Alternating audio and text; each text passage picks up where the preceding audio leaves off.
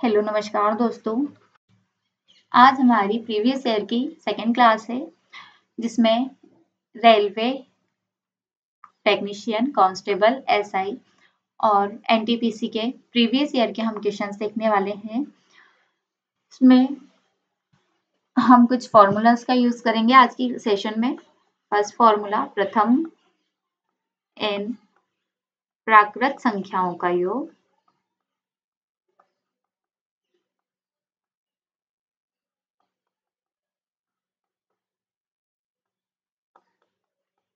ये होता है हमारे पास n+1/2। सेकेंड फॉर्मूला, प्रथम n विषम प्राकृत संख्याओं का योग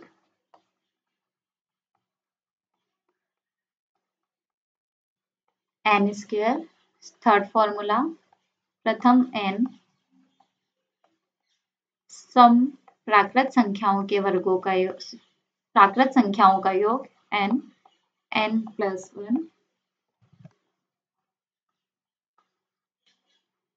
एक से n के बीच सम संख्याओं का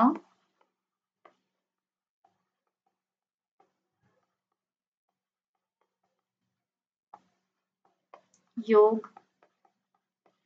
इसका फॉर्मूला हो जाएगा n/2 + 1। नेक्स्ट फॉर्मूला, एक से n के बीच प्राकृत संख्याओं के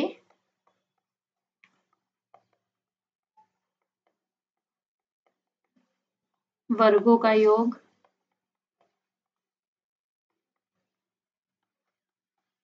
ये फॉर्मूला हो जाएगा हमारे पास n+1 2n+1/6। तो हम क्वेश्चन से स्टार्ट करते हैं इसी के साथ। प्रथम 20 विषम प्राकृत संख्याओं का योग क्या होगा? n विषम प्राकृत संख्याओं का योग, इसका फॉर्मूला हमने देखा था n²। n की वैल्यू हमें दी गई है 20 क्योंकि प्रथम 20 विषम पूछा है, तो n² बराबर हो जाएगा 20 का स्क्वायर। 20 का स्क्वायर हम जानते हैं 400। नेक्स्ट है प्रथम 25 सम संख्याओं का योग क्या होगा? सम संख्याओं के योग का फॉर्मूला हमने देखा था n, सम संख्याओं के योग का फॉर्मूला हमने देखा था n+1। n की वैल्यू हमें दी है 25 25, तो फॉर्मूले में हम वैल्यू रखेंगे 25 25 + 1 25 × 26। चूंकि 5 का गुणा हम सम संख्या के साथ कर रहे हैं तो इकाई अंक 0 आएगा, इसलिए हम 650 ले लेंगे। इसमें हम देख सकते हैं 5 के साथ अगर सम होती तो 0 और विषम होती तो हमें 5 प्राप्त होता। यहाँ हमें 5 या 0 कहीं और नहीं दिया गया है तो हम 650 डायरेक्ट लगा देंगे। 1 और 60 के बीच सभी सम संख्याओं का योग क्या होगा? तो सम संख्याएं 2 4 6 8 58 60 60 तक की संख्याएं दी गई है, 60 तक का हम योग देखेंगे। फॉर्मूला था हमारे पास n/2 + 1। n की वैल्यू दी है हमें 60 60/2 60/2 + 1 60/2 मतलब हो जाएगा हमारे पास 30। तो 30 30 + 1 30 × 31 31 क्या होता है 93, तो 930 इसका आंसर हो जाएगा हमारे पास। नेक्स्ट क्वेश्चन है प्रथम 100 प्राकृत संख्याओं का योग का। तो प्राकृत संख्याएं 1 से 100 तक की, प्रथम 100 का देखना है, इसलिए फॉर्मूला था n+1/2। n है हमारे पास 100 + 1/2, ये हो जाएगा हमारे पास 100 × 101/2। 2 से हम 50 को भाग देंगे, 100 को भाग देंगे, तो ये हो जाएगा हमारे पास 50 × 101, आंसर आ जाएगा 5050। नेक्स्ट क्वेश्चन है 1 से 9 तक की संख्याओं के वर्गों का योगफल। वर्गों के योगफल का फॉर्मूला हमने देखा था n+1 2n+1 बाय 6। n दिया है हमारे पास 9, तो 9 + 1 2 गुणा 9 + 1 बटे में 6। 9 गुणा 10, 9 और 1 10 हो जाएगा। ये हो जाएगा 9 2 18 + 1 19 बटे 6। 2 तिया 6, 2 5 10, 3 तिया 9, तो ये हमारे पास हो जाएगा 15 गुणा 19। 15 में हम 19 का गुणा करेंगे तो 285 आ जाएगा। इन्हें हम नॉर्मल तरीके से भी करके देख सकते हैं। 1 का स्क्वायर हो जाएगा 1, 2 का स्क्वायर 4, 3 का स्क्वायर 9, 4 का 16, 5 का 25, 6 का स्क्वायर 36, 7 का स्क्वायर 49, 8 का स्क्वायर 64, 9 का स्क्वायर 81। इन सब का हम योग करेंगे तो हमारे पास 285 ही प्राप्त होगा। वह संख्या जिसके एक और स्वयं के अलावा अन्य गुणनखंड भी होते हैं। अगर यहाँ पूछा जाता स्वयं ही गुणनखंड होता है, मतलब ये के अलावा अन्य नहीं होता, तो हमारी अभाज्य संख्या हो जाती, लेकिन स्वयं के अलावा अन्य गुणनखंड दिया है इसलिए वो हमारी भाज्य संख्या हो गई। 3 क्रमागत प्राकृत संख्याओं का योग 120 है। क्रमागत संख्या मतलब x, x+1, x+2, ये हम मान लेंगे। तो इनका योग दिया है 120, तो x + x+1 + x+2 का योग हमें दिया गया है 120। ये हो जाएगा इनका चर का चर में, अचर का अचर में जोड़ेंगे तो 3x + 3 = 120। इधर प्लस में है ये 3, तो इधर जाके माइनस में हो जाएगा। 3x = 117। x को हम गुणा से भाग में लेके जाएंगे। 117 बटे 3, 3 तिया 9, 3 9 27, तो 39 हमारे पास आंसर आ जाएगा। यदि किसी संख्या और उसके 2/5 का अंतर 60 है, यहाँ 2/5 दिया गया है, तो हम संख्या माना कि संख्या 5x है, तो संख्या 5x है और 5x के 2/5 का अंतर हमें दिया है 60। 5 से ये 5 कट जाएगा, तो 5x - 2x = 60। 5 से 2 जाएगा तो 3x = 60। x की वैल्यू हो जाएगी हमारे पास 60/3 मतलब 20। अब संख्या हमने ली थी 5x, तो 5x = 5 × 20, संख्या आ जाएगी हमारे पास 100। संख्या क्या थी? 100। 132 का 1/6वां भाग और 216 के 3/4वें भाग से कितना कम है? 432 का 1/6वां भाग। 432 का हम 1/6वां भाग निकालेंगे। 432 में हम 6 का भाग देंगे। 6 7 42, 1 बचा, 6 2 12, और 216 के 3/4 भाग निकालेंगे। 4 5 20, 1 बचा, 4 चौक 16, 54 गुणा 3, 4 तिया 12, 2 1 बचा, 5 × 15 और 1 16। तो हम यहाँ से इन दोनों का अंतर निकाल लेंगे। हमारे पास आएगा अंतर 162। अंतर निकालना है।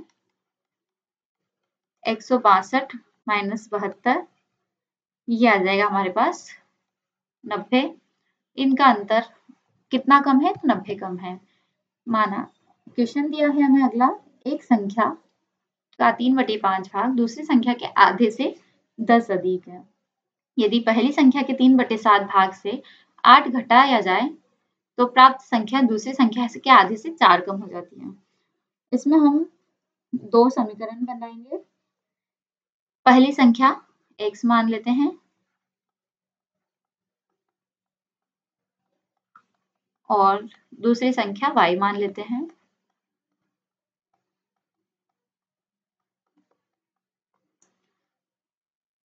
पहली संख्या के 3/5 भाग मतलब x का 3/5 भाग में से दूसरी संख्या के आधा भाग, एक y/2 घटा देंगे तो हमारे पास बचेगा 10, मतलब दूसरी संख्या के आधे से 10 अधिक है। यहाँ देखेंगे 6x माइनस 5y, इनका लघुत्तम ले लेंगे तो 10 बराबर 10। 6x माइनस 5y बराबर हमारे पास हो जाएगा 100।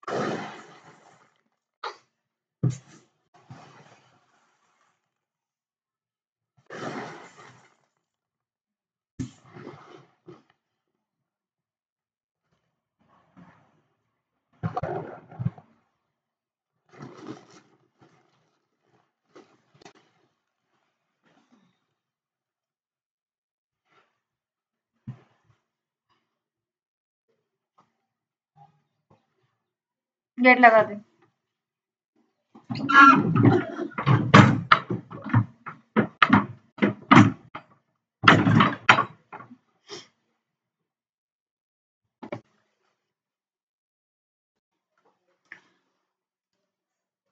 संख्या है हमारे पास 6x माइनस 5y बराबर 100। तो 6x की वैल्यू हम निकालेंगे 100 प्लस 5y। इसको या फिर इसको ऐसे रहने देते हैं, पहली संख्या के 3/7 भाग से। पहली संख्या थी x, इसको समीकरण 1 दे देते हैं।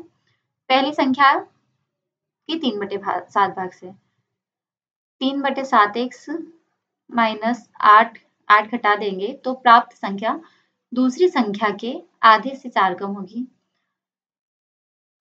दूसरी संख्या y/2 से 4 कम होगी। ये हम देख लेंगे। 3x/7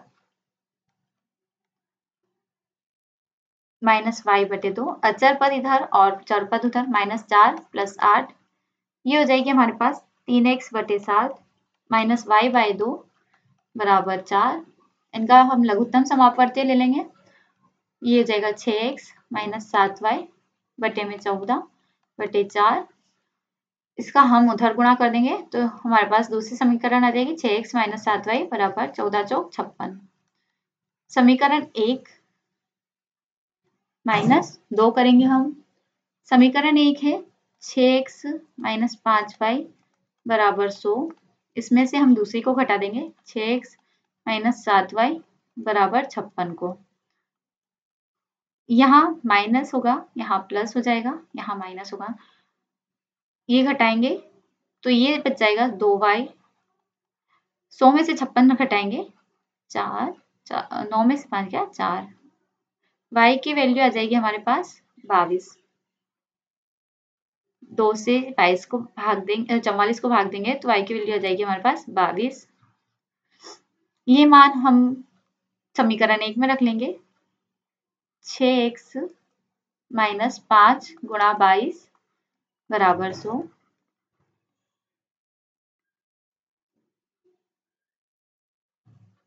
22 5 110 हो जाएगा।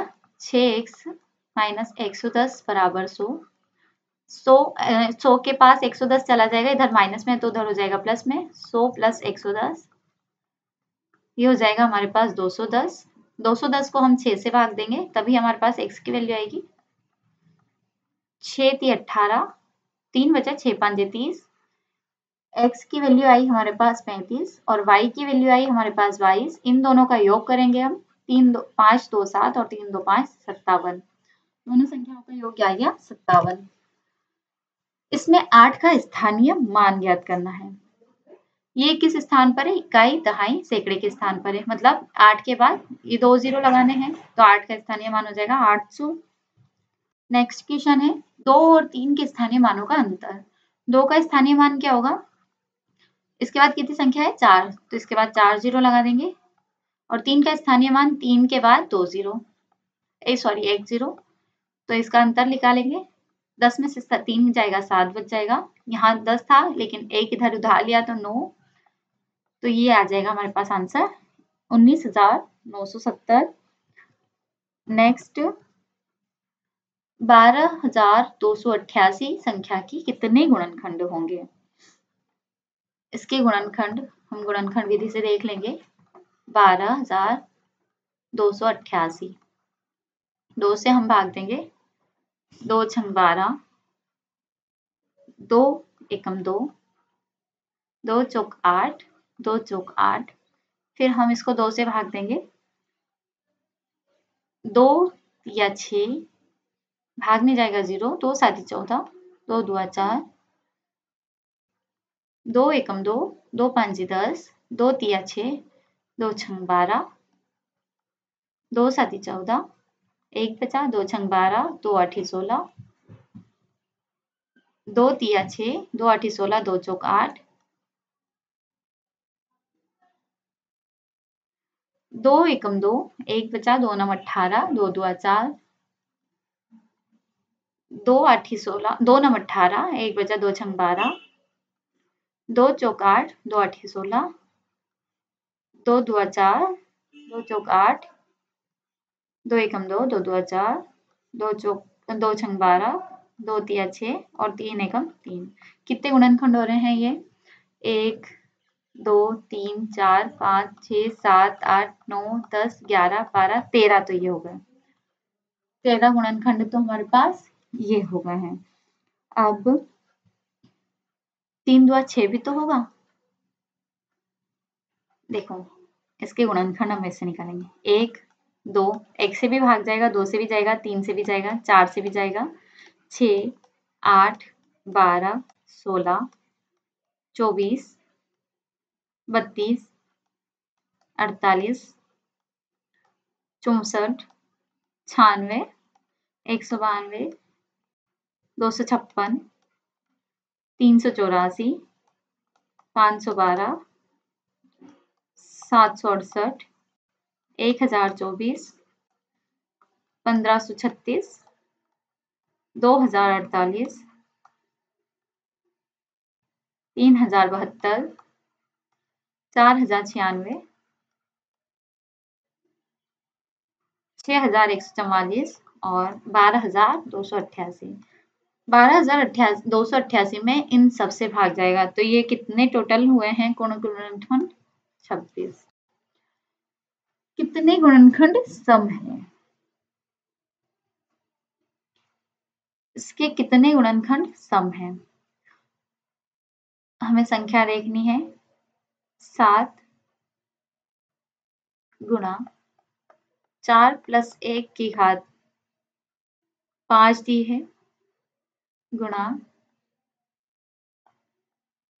3 + 1 गुणा 1 + 1। ये कैसे हम देख लेंगे। 7 4 + 1 5,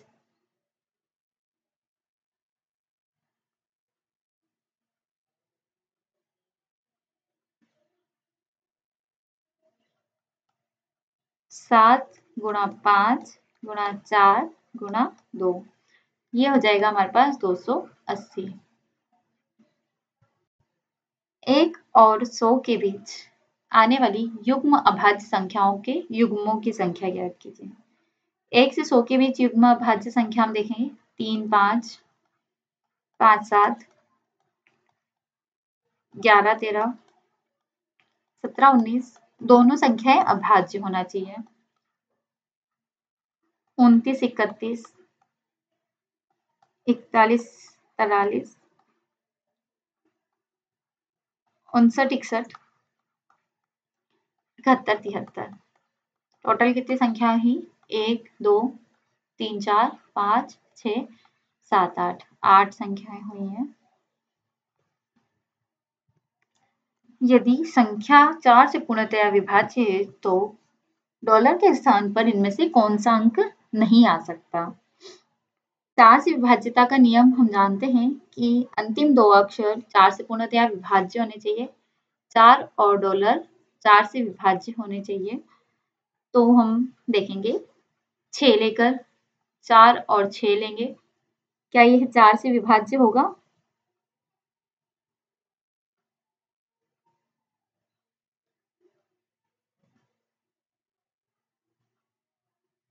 ये संख्या 4 से विभाज्य नहीं होगी। इसके फिर हम लेके देखेंगे 4 5 डॉलर के स्थान पर कौन सा अंक आ सकता है, ये नहीं है इसमें, ठीक है, ये थोड़ा सा मिस्टेक हो गया था क्वेश्चन में। 5 लेंगे तो क्या ये 4 से विभाज्य होगा? ये भी नहीं होगा, ये भी नहीं होगा।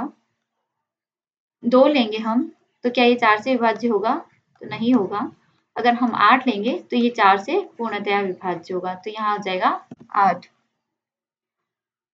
नेक्स्ट क्वेश्चन, 5 अंकों की वह बड़ी से बड़ी संख्या ज्ञात कीजिए जो 468 से पूर्णतः विभाज्य हो।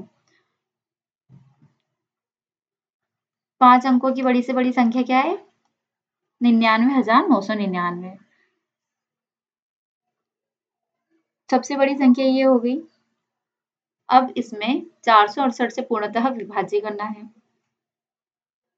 468 से हम विभाज्य करेंगे इसको। 468 का 2 बार गुणा करेंगे हम। 8 2 16, 6 सिले 6 दूनी 12 और 1 13 की 3 सिले 4 2 8 और 1 9 936। 9 में से 6 गया 3, 9 में से 5 गया 6 बचा, ऊपर से उतरा हमारे पास 9, ये एक बार में जाएगा 468, इसमें से इसको घटाएंगे। 9 में से 8 गया 1, 13 में से 6 गया हमारे पास 7 बचा, और यहाँ 5 रह गया, 5 में से 4 गया 1 बचा, ऊपर से फिर उतारा 9।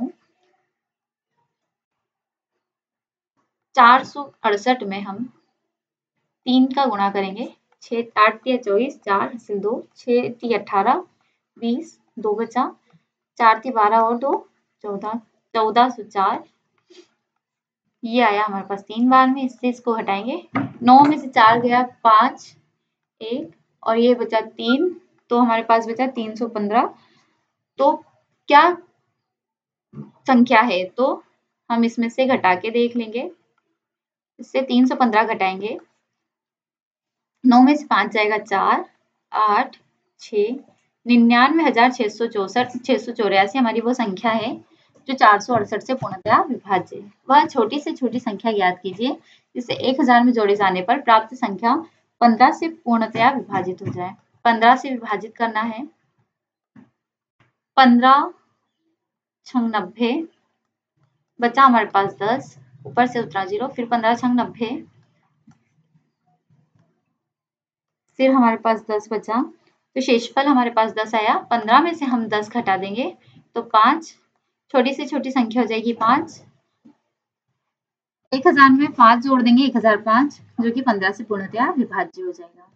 जब पूर्णांक n को 9 से विभाजित किया जाता है तो शेषफल 4 बचता है।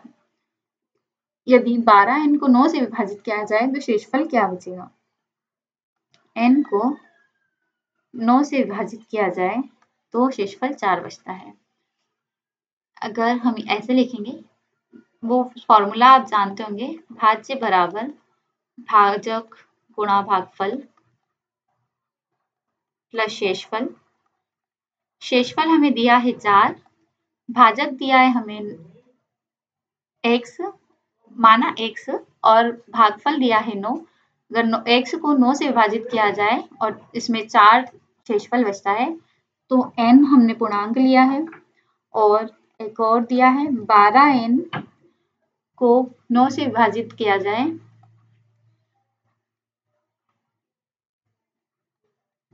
9x, तो शेषफल कितना बचेगा? तो n में हम 12 का गुणा कर देंगे, 12n हो जाएगा। 12 ना में 108x प्लस 48, यहाँ से हम 12n 9 कॉमन ले लेंगे इधर,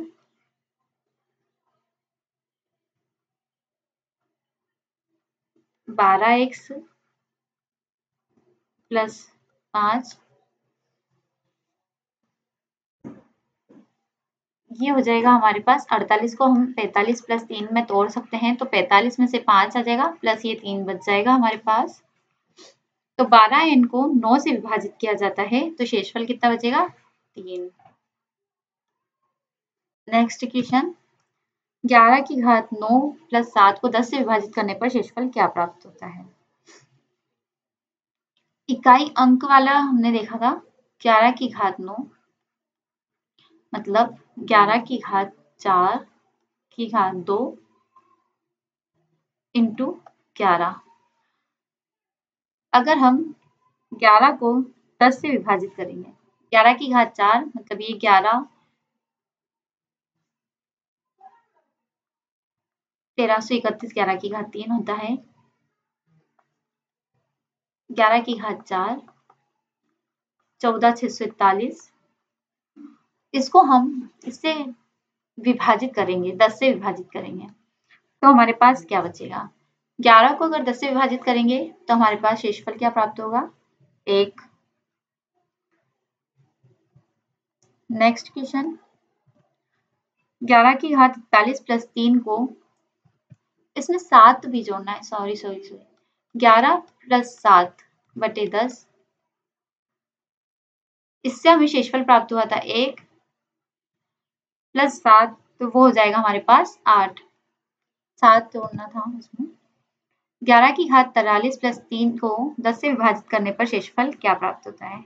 11 की घात 43, इसमें इकाई अंक आएगा 1 प्लस 3, ये हो जाएगा तो हमें 4।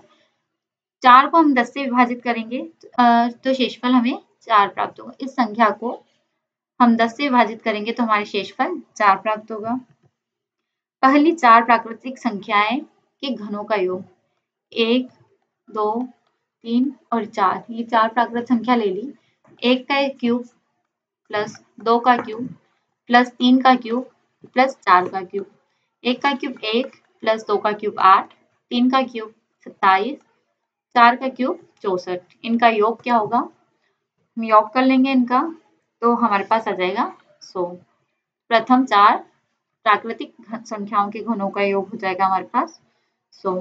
नेक्स्ट क्वेश्चन है, 2/5 मीटर को सेंटीमीटर में बदलिए। मीटर को हम सेंटीमीटर में बदलने के लिए 1 मीटर बराबर होता है 100 सेंटीमीटर,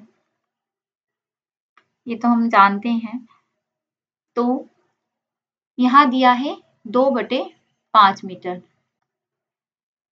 1 मीटर बराबर 2/5 100 सेंटीमीटर, तो 2/5 मीटर बराबर 100 सेंटीमीटर गुणा 5/2, 2/5, 5 से हम 100 में भाग देंगे,